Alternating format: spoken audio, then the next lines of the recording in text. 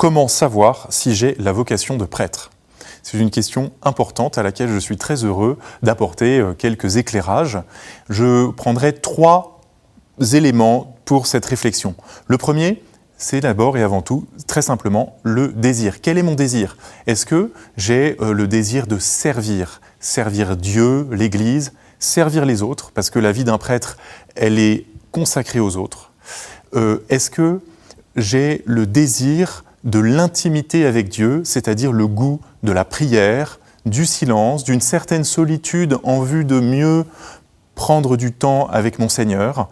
Est-ce que j'aime le silence des églises, des monastères que je peux visiter ?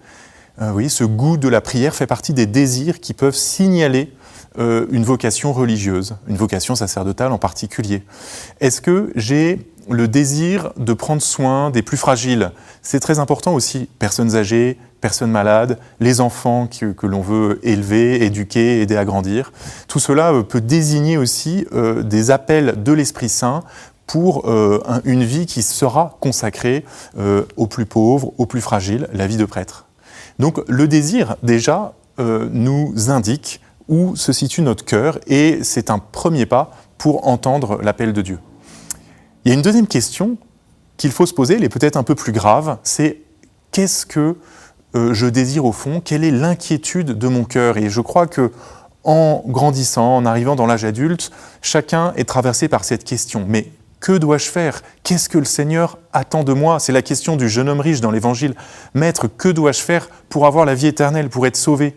Il y a une inquiétude dans le cœur de l'homme de savoir quelle place Dieu lui donne, quelle vocation Dieu a pour lui. Et c'est une bonne inquiétude. Bien sûr, elle ne doit pas générer de peur, parce que le Seigneur ne nous parle jamais par nos peurs, mais il se peut qu'il nous parle par cette insatisfaction. Voilà, la vie que je mène aujourd'hui ne me satisfait pas. Je sens que je suis fait pour plus. Je dois creuser, je dois aller plus loin dans la recherche de la volonté de Dieu. Et là aussi, c'est dans la prière, sans doute, qu'on va pouvoir entendre des réponses, et aussi dans les choix de vie que nous faisons. On va laisser plus de place pour le Seigneur, pour la prière. Et peut-être que la troisième manière dont Dieu nous parle, c'est à travers les autres, ceux qui nous connaissent, ceux avec qui nous partageons notre vie, et qui peuvent sentir chez nous cette transformation du cœur qui indique une vocation de prêtre.